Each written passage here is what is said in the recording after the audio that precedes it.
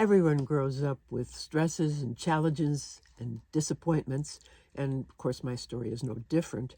I grew up in Buffalo. I went to college, earned a dental hygiene degree, and then went back to school, got married, earned a BS, and then a master's degree. I had a baby. I got divorced. I sold my home in Rochester, New York to pay tuition, moved to California to pursue my doctorate. And along the way, I got robbed and was homeless for a bit and then felt very overwhelmed. When my son was worried that I would be suicidal after the robbery and the stolen dissertation, along with a blouse I'd purchased that day, I was able to tell him, "Don't worry, one of my values is a rule to never hurt myself." I got a job as a school psychologist where I encountered students with stresses and like being bullied and homelessness and low self-esteem and even suicidal ideation.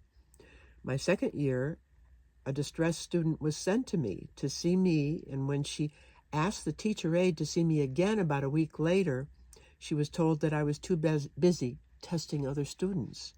Well, her counselor told me that she said she knew it wasn't right to hurt others, but what she did to herself was her own business. And the teacher aide said, yes.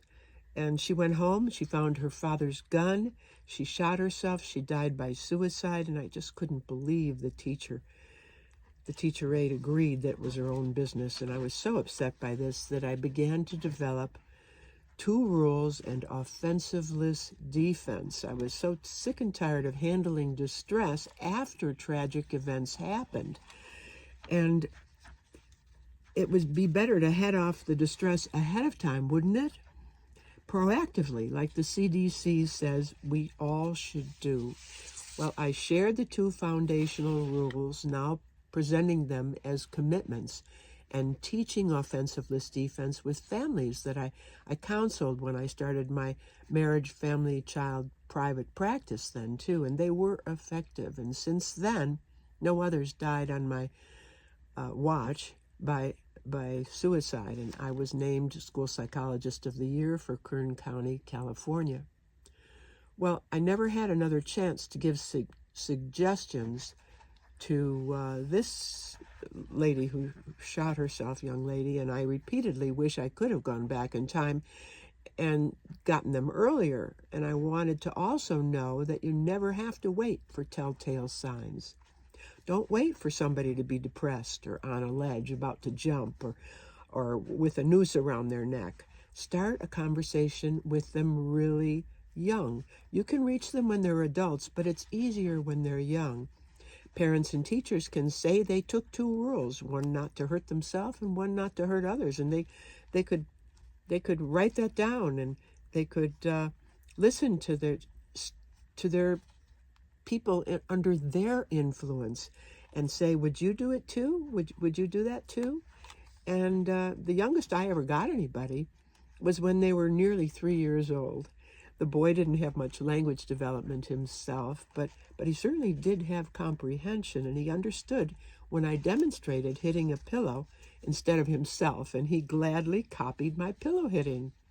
I knew not to laugh, though, when he turned around and he slapped me hard, just like he had slapped, he turned around and slapped himself hard, just like he had originally slapped me, because if you would laugh, so I didn't laugh, because I knew that if I did laugh, he would think it's funny and it's okay to hurt yourself. So when I retired, I was encouraged to write a book, End Suicide and Homicide and the Harm in Between. It's in the 2nd edition now. It was so that others could benefit from my 32 years of experience. In it, I strongly suggest to get to people that you influence as early as possible. Like Benjamin Franklin says, an ounce of prevention is worth a pound of cure. And sure, working with adults to help them is very possible. And I have become part of a nonprofit where I donate my time, and I just gave a talk to where there were veterans. And yes, it's a little more difficult with people when they're older, but it's still very possible. And I guarantee you also, you don't have to know somebody really well to help them. I was in Dallas, and I had an Uber ride to Allen, Texas, with a man that I'll just call Marco. I engaged him in some conversation, and he told me that his ex-wife informed him that his son didn't like being with him.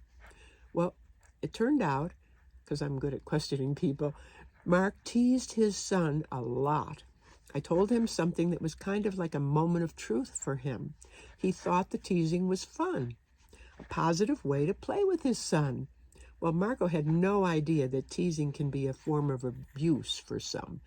And even though it was fun for Marco, it wasn't fun for the son. So since Marco wants his son to like him and love him, I convinced Marco to go to great lengths not to tease his boy anymore and to notice if his son responded better to the suggestions. I offered as to what to talk about with his son instead. Notice in your own life if you have a habit that irritates others and what you can do to change that behavior. I gave him several suggestions of what he could do to just notice and listen. And Marco seemed very grateful, and I hope not just because he was hoping for an Uber big tip. But there's other things that I want to say today, and we don't have a lot of time. I want you to know that if people are mocking you or doing anything to put you down, you can do what I call offensiveless defense. You can just say what they're doing. You're mocking me. Best to say that with an incredulous tone of voice. And if the bully says they don't care, you can first say something positive about them. Me and my friends root for you at football games. Our parents seem to get along, and I always liked you, but if you keep doing that, I don't have to be your friend. But in this case, it's time to just let people know that hurting themselves is not a good idea. So you wouldn't want to hurt a bully either because they're already distressed. And I didn't want to be a parent who or a teacher, I was a teacher at the time too, who wouldn't let feelings be known. So there's offensiveless defense that you can use, and if you text consulting to 2876, you can get a free gift about offensiveless defense, and hopefully I can someday meet you, even if I'll never get to meet people who are under your influence. You can learn how to handle it.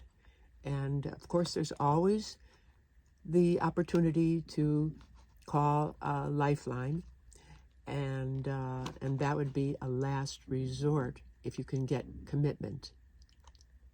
Thank you.